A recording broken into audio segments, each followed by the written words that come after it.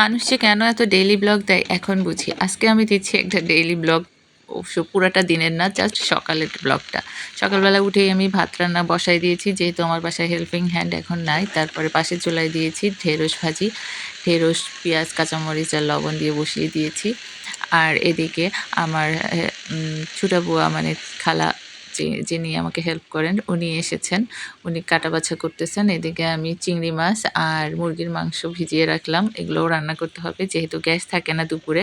এদিকে আলু কেটে দিয়েছেন, তারপরে পেঁয়াজ কুচি করে দিয়েছেন, আর এটা হচ্ছে ওই কচুরমুখী, এগুলো দিয়ে রান্না করব।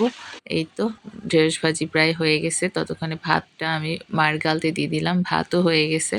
সকালে যেহেতু গ্যাস থাকে তাই দুপুরে রান্নাটা আমরা সকাল সকালে করে নিই। ঢেঁড়স ভাজিটাও ঢেলে নিচ্ছি বাটিতে, এটা ঢেলে নিয়ে এখন টেবিলে একবারে দিয়ে দিব দুপুরবেলা খাওয়ার জন্য।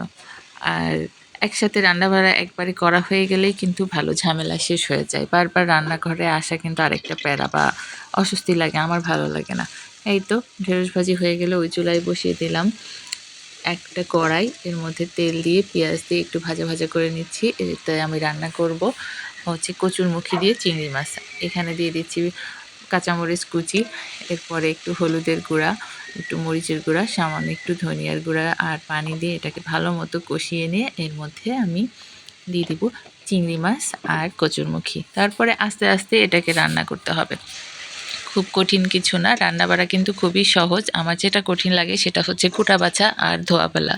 যেহেতু ধোয়াধুয়ি তাও করা যায়, কিন্তু কুটতে আমার খুবই বিরক্ত লাগে, অনেক সময় লাগে। আর কেচি দিয়ে যেহেতু কুটতে পারি, কিন্তু ওই যে কচুরমুখী ছিলে টিলে কুটা আসলে একটু হেল্পিং হ্যান্ড করে দিলে ভালো হয়। আমার বাসায় যে থাকে ও ঈদের ছুটিতে যায়নি, ঈদের পরে গেল। আমি বাইরে থেকে আসার পরেই বলেছিলাম একবারে যাস, বেশি দিন থেকে আসিস। তো ও ছুটিতে গেছে যেহেতু, তো সবটাই এখন আমার করতে হচ্ছে। আর ছুটা খালা আসে, উনি টুকটাক ওই কুটা বাছা করে দিয়ে যায়, ঘরটর মুছে দিয়ে যায়, এই আর কি। চলে যাচ্ছে লাইফ, এভাবেই চলবে। সবসময় তো বাধা লোক সবসময় পাওয়া যাবে না, এই আর কি। কথা বলতে বলতে আমার এই যে তরকারি রান্না হয়ে যাচ্ছে। আর কি বলবো, আয়োজন করে কিছু রান্না করতে হলে ক্যামেরা ধরে অনেক কষ্টের কাজ, এখন ইচ্ছাও করতেছে না কয়দিন ধরে। এই যে আমার কচুরমুখী রান্না করা হয়ে গেছে, কচুরমুখীতে একটু ঝোল ঝোল রেখেছি কারণ মুখী কিন্তু ঝোল টানে।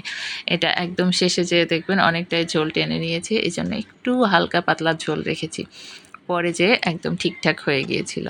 এটাও একটা বাটিতে ঢেলে নিচ্ছি। এই যে এটা কিন্তু খুব মজার একটা খাবার, তাছাড়া এটাতে প্রচুর পরিমাণে আয়রনও থাকে।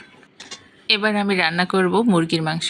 অনেকদিন মুরগির মাংস রান্না করা হয় না, তাছাড়া বাচ্চারাও মুরগির মাংসটা পেলে খুশি হয়। এজন্য মুরগির মাংসের মশলাটা কষিয়ে নিয়েছি। মুরগির মাংস রান্না তো সবাই জানেনই, পুরাটা দেখাচ্ছি না। আর এই যে মশলাটা কষানো হয়ে গেছে, এখন মুরগির মাংস দিয়ে দিব আর একটু আলু দিব। আলু দিয়ে মুরগির মাংস খেতে ভালো লাগে। আর আমি এখানে কাঁচা পেঁয়াজটাকে ব্লেন্ড করে দিয়েছি যাতে ঝোলটা একটু ঘন ঘন হয়। এজন্য পুরা মশলাটা দেখেন কাদা কাদা, এখন পেঁয়াজ দেখা যাচ্ছে না।